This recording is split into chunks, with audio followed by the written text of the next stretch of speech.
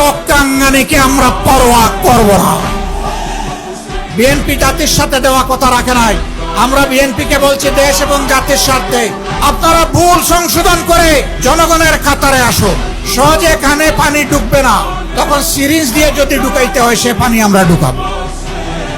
সরকারকে স্পষ্ট বলে দিচ্ছি, আপনাদেরকে আমরা ছেড়ে কথা বলবো না।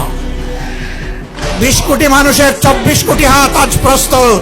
সীমান্তে সুড়সুড়ি দেওয়া হচ্ছে।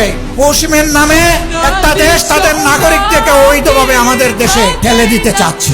যদি কেউ আমাদের দিকে কালো হাত বাড়ায়, মহান আল্লাহর উপর ভরসা করে বলছি সেই কালো হাত ভেঙে দেওয়া হবে ইনশাআল্লাহ। তোমরাই শুধু যুবক নও, জাতির প্রয়োজনে বয়স যাই হোক আমরাও যুবক। একসাথে আমরা লড়াই করব অন্যায়ের বিরুদ্ধে। অন্যায়ের কাছে আমরা মাথা নত করব না। আমাদের নেতৃবৃন্দ হাঁটতে হাঁটতে ফাঁসির তক্তায় দাঁড়িয়ে মুচকি হাসি দিয়ে আমাদেরকে শিখিয়ে দিয়েছেন জাতির জন্য প্রয়োজনে তোমাদেরকে ওই মুচকি হাসি দেওয়ার জন্য তৈরি থাকতে হবে। যদি ফয়সালা সংসদে না হয় তাহলে যেখানে কথা বলতে মাননীয় স্পিকার বলতে হয় না, যেখানে কথা বলতে স্পিকারের অনুমোদন লাগে না, সেই খুলনার মাঠ, বরিশালের মাঠ, চট্টগ্রামের মাঠ, কুমিল্লার মাঠ, সিলেটের মাঠ, ময়মনসিংহের মাঠ, রংপুরের মাঠ, রাজশাহীর মাঠ, বগুড়ার মাঠ, সব জায়গা থেকে আগ্নেয়গিরি তৈরি হবে। এই আগ্নেয়গিরির দাবানে সমস্ত আবর্জনা পুড়ে সারকার হয়ে যাবে। আসসালামু আলাইকুম ওয়া রাহমাতুল্লাহ। প্রিয় খুলনাবাসী, আপনারা কেমন আছেন? আলহামদুলিল্লাহি রাব্বিল আলামিন ওয়াসসালাতু ওয়াসসালামু আলা রাসূলিহিল কারীম ওয়া আলা আলিহি ওয়া সাহবিহি ওয়া আহলি বাইতি আজমাইন। গণভোটের জনরায় বাস্তবায়ন এবং দ্রব্যমূল্যের লাগামহীন ঊর্ধ্বগতি, আইন শৃঙ্খলার অবনতি, সীমান্তে বাংলাদেশকে সুড়সুড়ি, এর প্রতিবাদে আয়োজিত আজকের খুলনা বিভাগীয় এই সমাবেশের সম্মানিত সভাপতি, খুলনার জনগণের প্রিয় মানুষ, মাটি এবং মানুষের নেতা, সাবেক জাতীয় সংসদ সদস্য জনাব মিয়া গোলাম পরওয়ার, মঞ্চে বসা 11 দলের সম্মানিত শীর্ষ নেতৃবৃন্দ, খুলনা অঞ্চলের নেতৃবৃন্দ, প্রিয় খুলনাবাসী এবং সাংবাদিক বন্ধুগণ, আমি লম্বা বক্তব্যের দিকে যাব না। আজকের দিনের বেশিরভাগ সময় অত্যন্ত কড়া রোদ ছিল। ভীষণ কষ্ট করে আপনারা এখানে বসে আছেন ঘন্টার পর ঘন্টা। আমি আপনাদের সকলকে গভীর কৃতজ্ঞতা জানাই, ধন্যবাদ জানাই, মোবারকবাদ জানাই।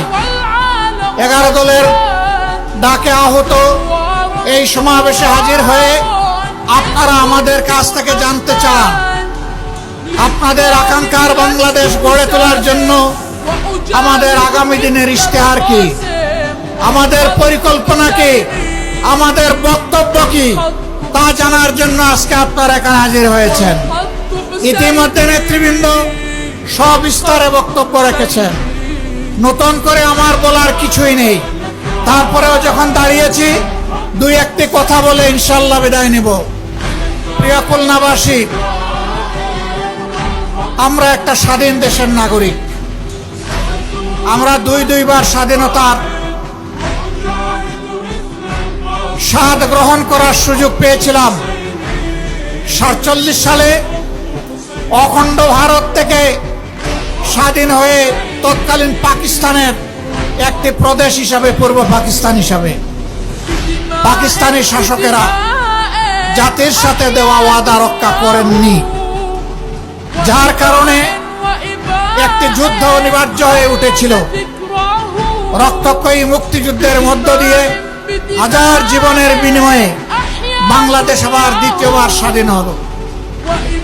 এবার জনগণ আশা করেছিল এদেশের মানুষই তো আমাদেরকে শাসন করবে।